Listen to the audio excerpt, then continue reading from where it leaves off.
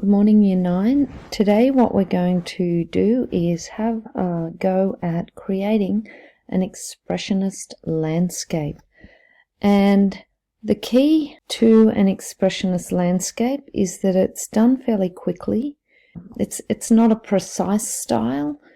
It's created through vigorous brushstrokes as an expression of emotion. Non-naturalistic colour is used, so you are not bound by the grass is green and the sky is blue. So what I've done is found a landscape that I think might work quite well compositionally to create an expressionist landscape. And I wanted to find an image that I had taken that I had a connection with through a past holiday or a past event. It's kind of authentically coming from the artist. Now, I thought I might do a bit of experimenting first, and I'm right-clicking on the image and I'm going to open it with Photoshop. So I've kind of squeezed Photoshop in a bit. The first thing that we can do is go to Layers. We want to create a new layer, so I'm just going to drag that down. We have background copy there, and we're going to work in the background copy. The background original, it has a lock on it, but we can still see it even if we turn that one off. Now we're looking at this bottom layer. Now we're looking at the white and grey checkers, which means no information is given. I'm going to turn that on again. We'll fold that up. The first thing that I want to do is just have a look at some of these darker areas. I'm going to go up the top where you can't see. I'm going to click on Image. I'm going to go Adjustments and across to Brightness and Contrast. I want to increase the brightness a little bit. Maybe that's too much, because I want to see some of these details here. That's going to help me paint it later on. I'm going to go back to Image. I'm going to go Adjustments, and I'm going to go down to Hue and Saturation. This image might be a little bit more interesting if it had some clouds in the sky, and there's nothing stopping you from adding that in your actual image. So if we go Hue, we get a few changes there. Hue is just, as you know, another word for color. Gee, that looks interesting. Okay, I might leave it there. And saturation is kind of the intensity of some of that color. We don't want to go lightness, we don't want to go darkness. I'm going to leave the lightness pretty much as it is. Now, I know that looks pretty kind of psychedelic, but I'm going to give it a go. You can also change it as we go. So look, I'm going to click on File and going to go down to Save As. I don't want to change my original image. I want to keep my original image, so I'm going to click on Save As. And I'm going to call this Expressionist Landscape. I think I'm going to just put that on my desktop. But of course, I'm going to change it to a JPEG and click Save. And I'll put it up a little bit. Click OK. Here we have our two images, Year 9. So we've saved our original and we've played around with this one here. I'm going to enlarge that. That's what I'm using as my inspiration. Let's get started. So firstly, I like to put a border around the page, so that makes framing so much easier.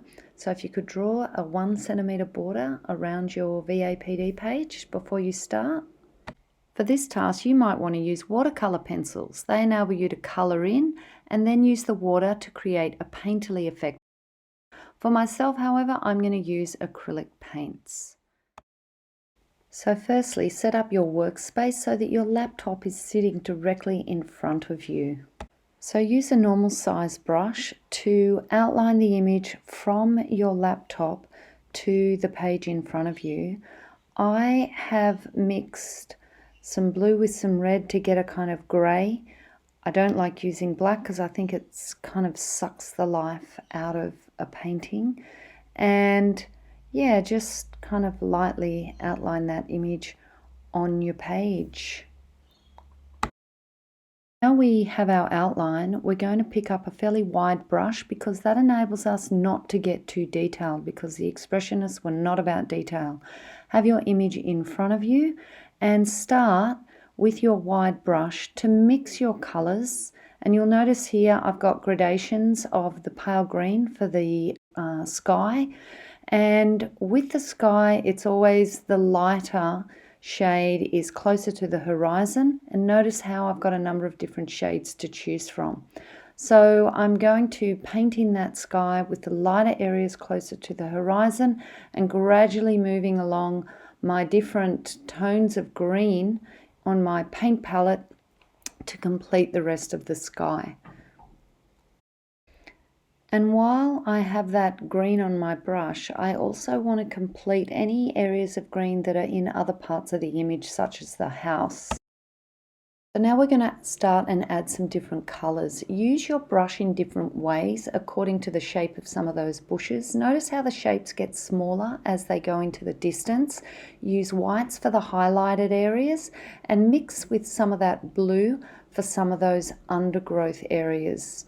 So the darker the undergrowth, then the more blue that you will mix to create some of those yummy purples. So now Year 9, I'm going to paint in some of those other colours. You can see I'm putting in the orange, and I'm going to add some white to that orange to suggest highlights where the light is hitting some of those orange bushes. And then re-putting in the orange to keep the intensity. And now it's a really good contrast to add in some of those greens. They're on the opposite side of the colour wheel, so that's kind of providing some real contrast there. And of course, like with the orange, I'm adding some pink highlights where the sun is hitting to separate that far background with the kind of mid-ground area. And adding white just gives those highlights as well on those bushes. So I'm getting pretty close to the end, Year 9, and I've changed the size of my brush, as you can see, so that there are some suggestions of detail that I can create using the finer brush. What I'm doing right now is probably really not what I should be doing. I'm outlining some of those things, but in real life you don't see outlines around objects, so in a way I shouldn't really be doing that. But let the color speak for itself. It's like letting the tone speak for itself. The tone doesn't have an outline around it, and nor should the colors. So there's my finished product. It's not perfect, but I had lots of fun doing it. So now Year 9, it's your turn to give that a go. Don't get precious about it. Work fairly quickly and have lots of fun doing it. Can you photograph your work and upload it to this Google assignment? Thanks Year 9. Enjoy.